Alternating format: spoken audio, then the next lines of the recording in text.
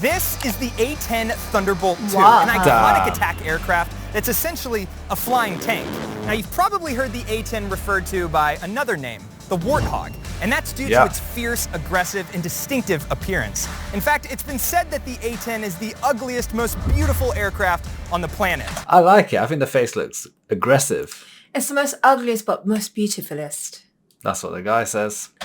Now today, I'm here at Moody Air Force Base with the 23rd Wing Flying Tigers to learn all about the A-10's incredible design and capabilities. But we're not just talking theory, because we're going to have the chance to witness a live fire demonstration that I promise you won't want to miss. So just a warning, you better strap in and prepare yourself, because this is the A-10 Warthog. That looks sick.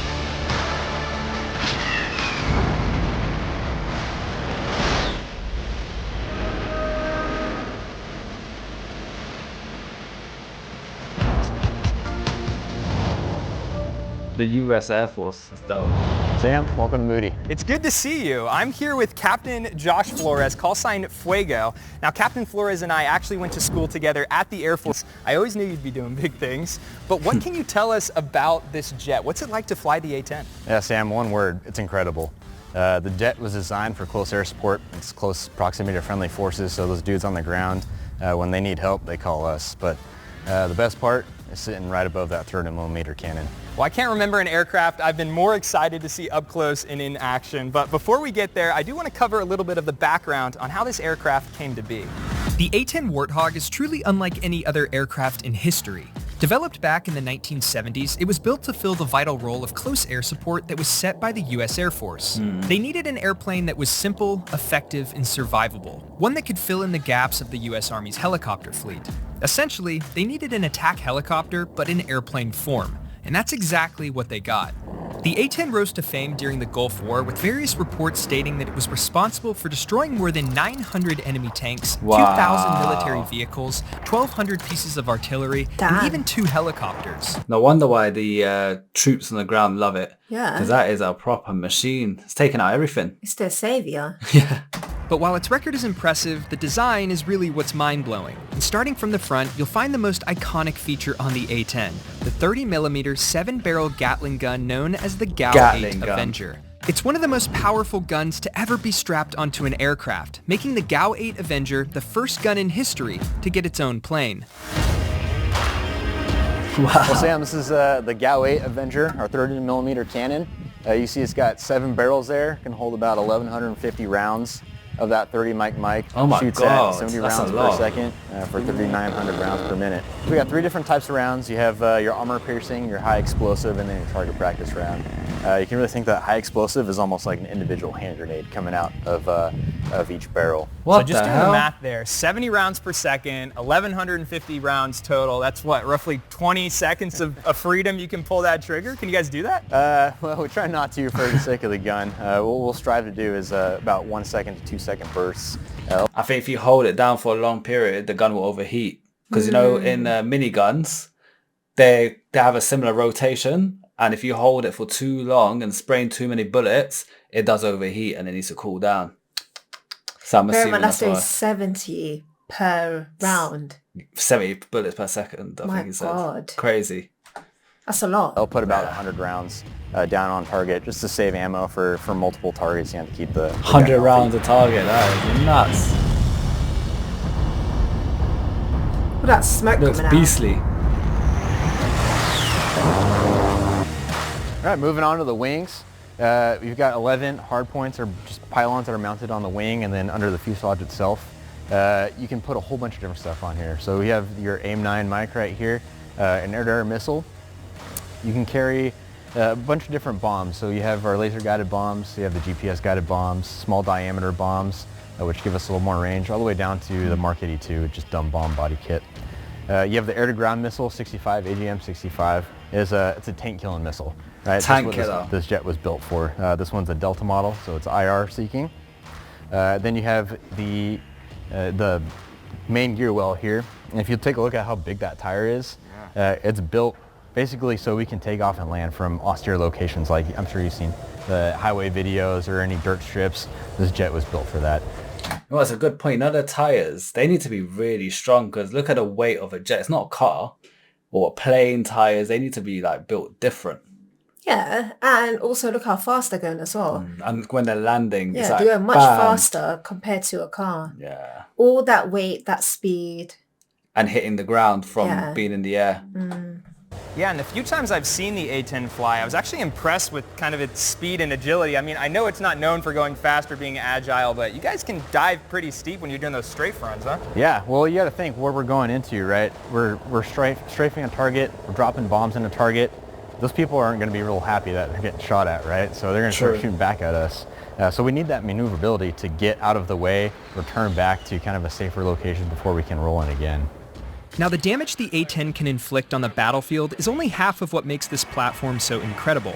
The other half is the damage the A-10 can withstand itself. When flying close air support missions, oftentimes you're in the direct line of enemy fire, and so durability is vital. The A-10's design allows the aircraft to survive direct hits from armor-piercing and high-explosive projectiles. Its two engines are mounted on the rear fuselage, giving them the best chance of surviving anti-aircraft fire. The canopy is made up of bulletproof glass, and the cockpit is surrounded by an 1.5-inch thick titanium tub that protects both the pilot and the flight controls. Even if the gun itself were to malfunction and explode, it wouldn't be able to penetrate the cockpit due to the robust titanium design. So when A-10 pilots are flying in enemy territory, taking on enemy fire, what's going through your head? I mean, I know this aircraft is incredibly durable, so that's got to be pretty comforting knowing it takes, quite a lot to bring this thing down? Yeah, absolutely. So, I mean, you have the first thing, you have the titanium bathtub that's right under you, protecting you from small arm fire, right? But there's also tons of redundancies built into this jet, from the hydraulics to the electronics to our targeting system. One of the most iconic things is the manual reversion flight control system. So there have been jets that lost all of their hydraulic fluid, where traditionally you'd need that to fly, right? You just flip this little lever over and then you're flying like with pulleys and cables like you did 60 years ago. So it takes quite a lot to take it down, and it's pretty comforting knowing that. Yeah, the pilots must feel very happy knowing how durable it is, because if it wasn't, and there's like high risk that you could get taken out, would they fly as comfortably? Yeah.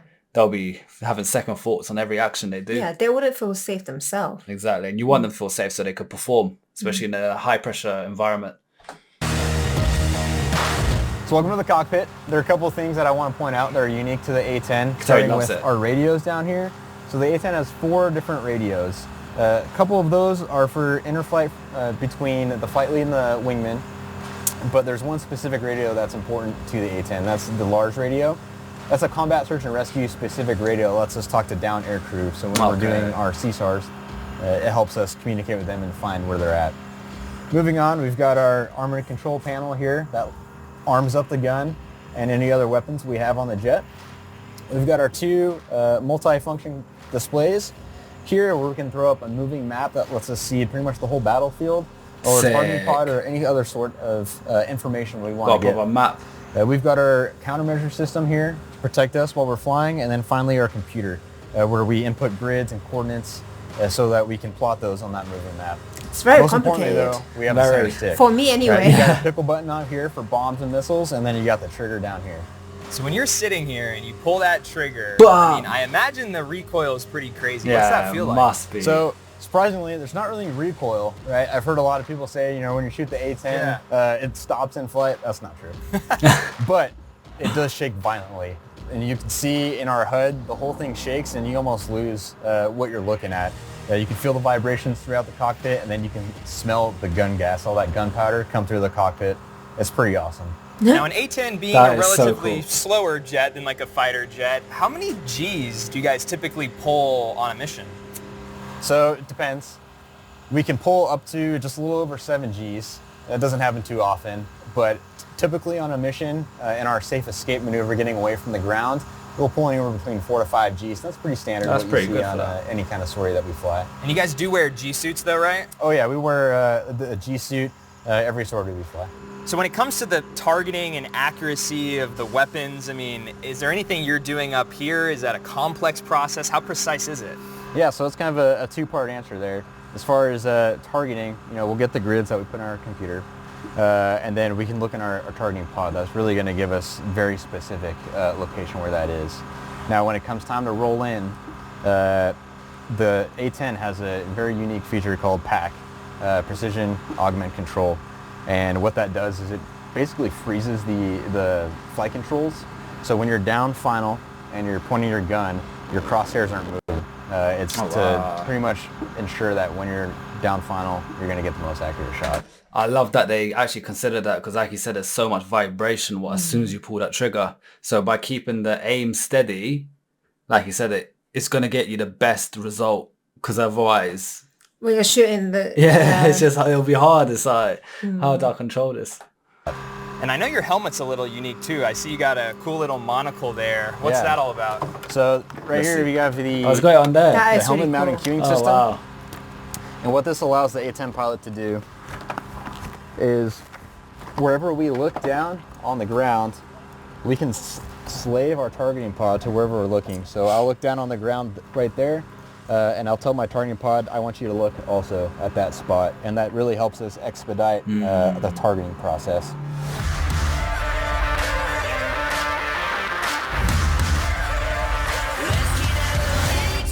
Oh, look at the bullets. So many. Wow. Now, before we can witness the live fire demonstration, the aircraft, of course, needs to be loaded. However, on the A-10, that process is a little bit unique. This is the ammunition loading assembly cart, also known as the Dragon, and it's made specifically for the GAL-8 Avenger. And we're about to get an up-close look at how it works. We came for the win. We're ready to jump. No parachute. We're flying straight to the sun. So what you're about to see is us actually use the ALA. And what we're going to start with is we're going to start with the rounds that enter this section right here. They travel all the way down these chutes.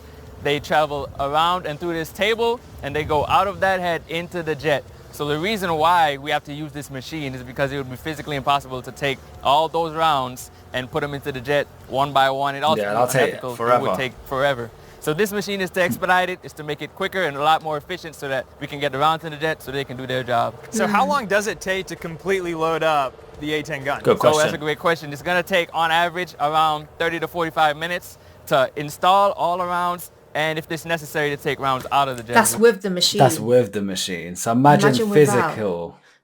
That'll take days probably. Yeah. Well, So 45 minutes to load it, about 20 seconds I learned to completely get rid of all that. Pretty crazy. 20 seconds to unleash the beast. all right, so if you come follow me, I'll show you the rounds that we're going to put into the jet. All right, what do we got here? All right, so right here you've got your ammo cans. It's 575 rounds per can, and it takes 2 cans to fully upload the jet.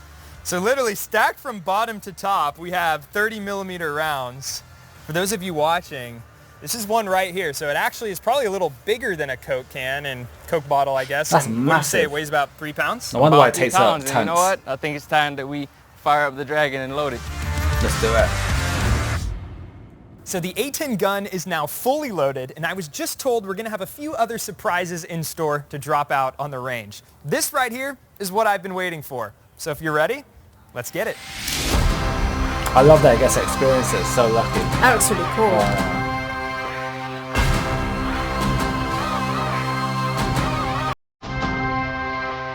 I'm here at the Grand Bay Bombing and Gunnery Range, just a few miles to the east of Moody Air Force Base, and this is going to be our playground for the live fire demo. Now I'm standing on a tower about 500 meters away from the impact area, which consists of a strafing zone and various connexes that the A-10s are going to target. I was told this is the closest I can be for safety, which I am totally okay with. Yeah. Normally I'm up for getting a little bit closer for the action, but for this, nah, I'm cool hanging back. You love this thing. I don't blame him.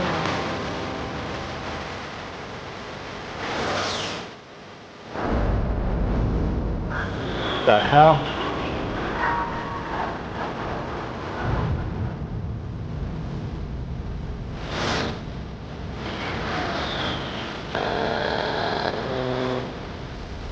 So that sound you just heard from the 30 millimeter gun is probably the most iconic gun sound in the world. If you Famous. listen closely, you'll actually hear 2 sounds. The first is the rounds actually hitting the target, because the rounds travel faster than the speed of sound. The second sound is the gun itself. It's a lot more mechanical sounding, and that's because of that 7 barrel spinning Because and it's firing. It's pretty cool. It actually sounds like it's fighting. That's mad. So the rounds travel faster than the sound. So the rounds hit and then the sound follows after because it can't keep up with the bullets. How crazy is that? It's usually the Sound first. Yeah. Yeah, so it's normally you hear it and then things will impact shortly after. Yeah. But it's the other way around. The bullet impacts, then the sound's behind. Wow. So you'll be dead. That's how fast So you'll the be bullet dead is before before you you hear hear it. So you won't even hear it coming. That's crazy. What the hell?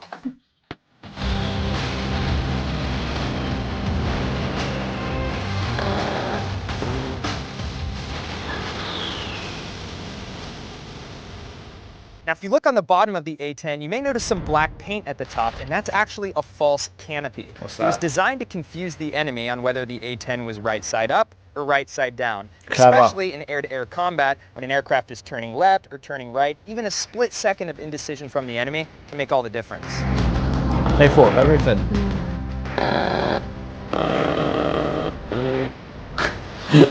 So if you remember back when Captain Flores mentioned when he fires the gun in the cockpit, he can actually smell the smoke.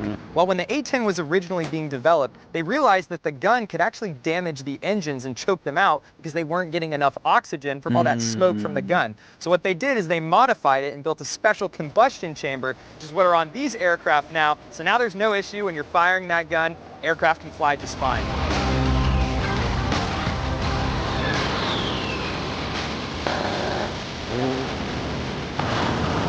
My God.